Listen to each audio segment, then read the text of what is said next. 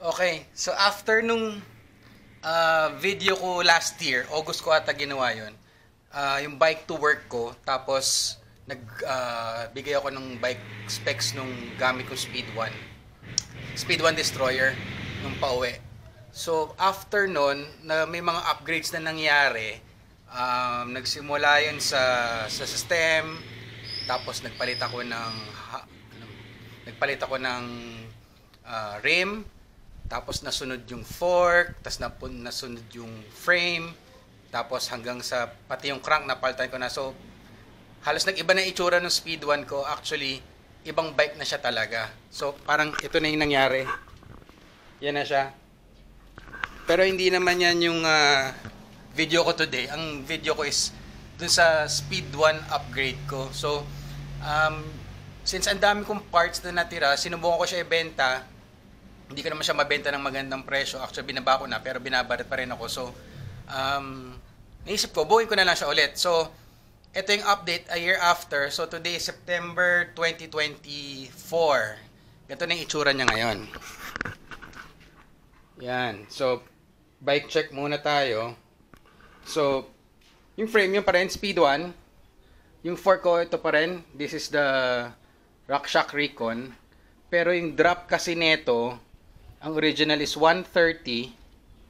Binaba ko siya ng 110 na lang para bumaba siya ng konti. Actually, hindi na nag-match dun sa bottom bracket ko. Syempre, pati yung bottom bracket, bumaba na yung clearance niya. Pro Hudson pa rin gamit kong... Ito pa rin yung Pro Hudson ko na stem. Tapos kumuha lang ako ng high-rise na handlebar. Ano to? Back close lang to. Eventually, gusto ko lang din siyang palitan kasi para mas magandang brand na yung gamitin ko. Yung brakes, kumuha ako ng MT200. Very reliable MT200. Pero isang brake lang ginamit ko. Rear lang. Sa harap, hindi na ako nag-brake. Tapos ito, since on a budget naman, since spare bike to, ginawa ko siyang single speed. So, ang ratio ko ngayon is 18 yung likod, 32 yung harap. Tapos nilagyan ko lang siya ng tensioner kasi ano tayo naka through axle so mahirap tansyahin yung haba ng chains. Yun pa rin ang gamit ko, yung Diore na 170 na millimeter ang haba. Same dropper post. Ito yung luma kong dropper post, Exaform 100 mm travel. Yung sandal ko is the Velo din. Pero ito yung isang version yung walang butas sa gitna. So yun pa rin, dropper post, handle grip, is the same handle grip yung dati, nakabit ko pa siya.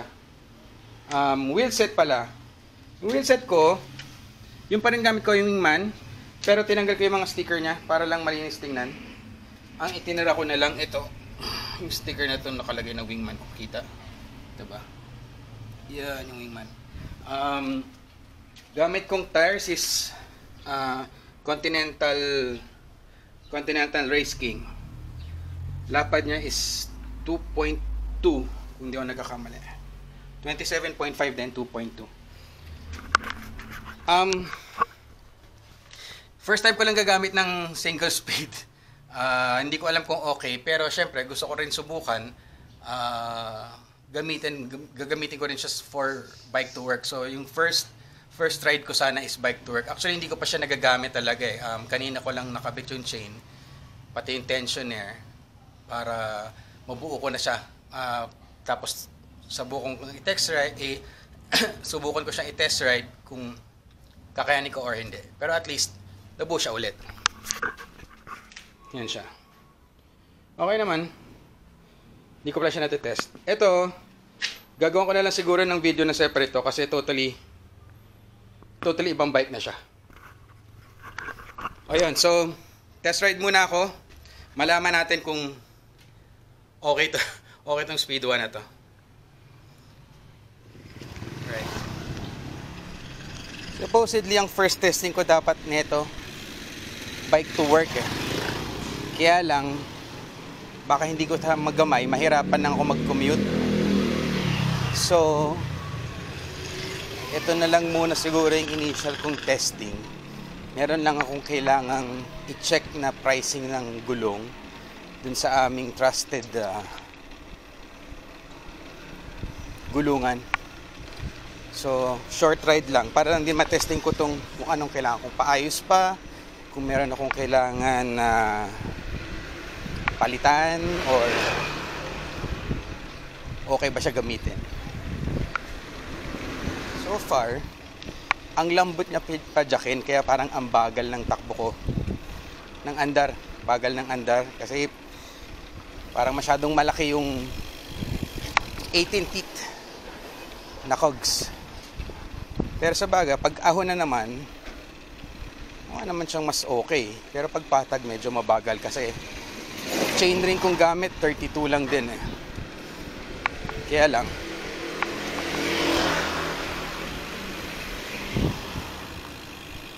hindi ko rin naman gustong mabilis. Okay na din naman to, pang extra bike lang naman din. So pwede na din.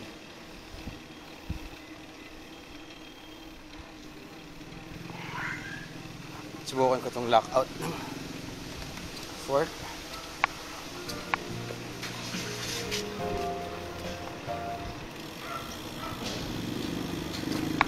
Nakakanibago ang single brake. Pero aliw din.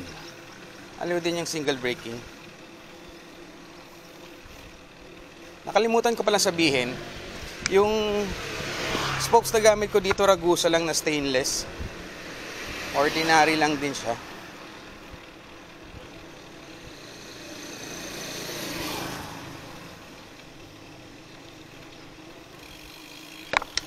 Gumagana yung dropper post.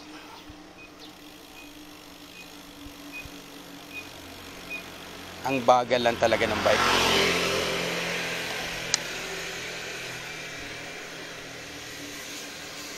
Mamaya may kaperasong ahon, tingnan natin kung doon natin siya masusulit. Ito may konting ahon dito pero maiksing-maiksi lang naman to.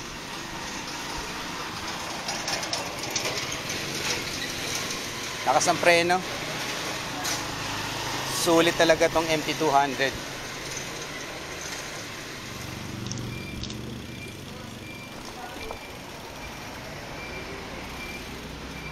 May ano ka? 185/55/16 Yokohama. Magkano ganun mo? 16. 5 na?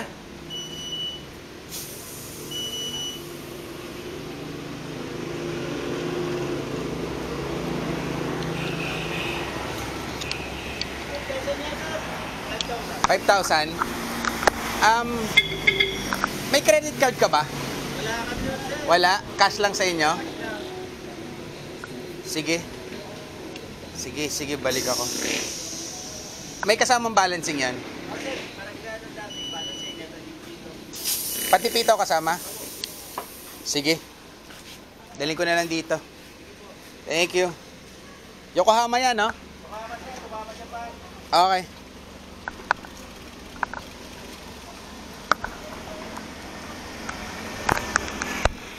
Okay, so far, okay naman siya gamitin. Pero tingin ko, pang village lang din siguro. Siguro pwede ko siyang gamitin pang commute din. Pang office. Hindi naman din nagmamadali. Kaya lang, medyo challenging. Doon, nakakatuwa lang din kasi sobrang simple niya. Walang gears, single brake, magaang pedalin. So, pwede naman. Kailangan ko lang atras ng konting upuan. Tapos siguro magtataas ako ng saddle height. Kasi, para na-extend ko yung paa ko pagka nakataas yung dropper.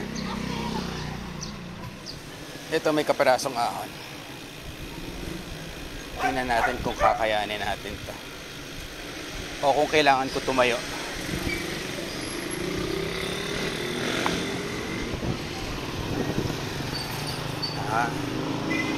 Kaya naman.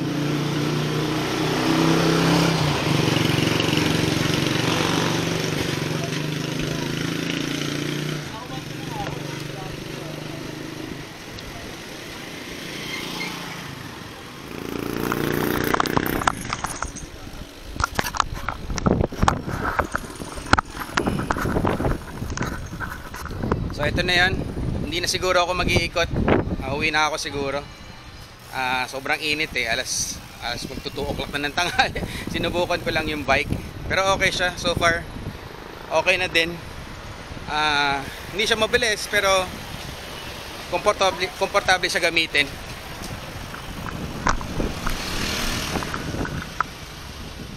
Alright, sa susunod. Bye.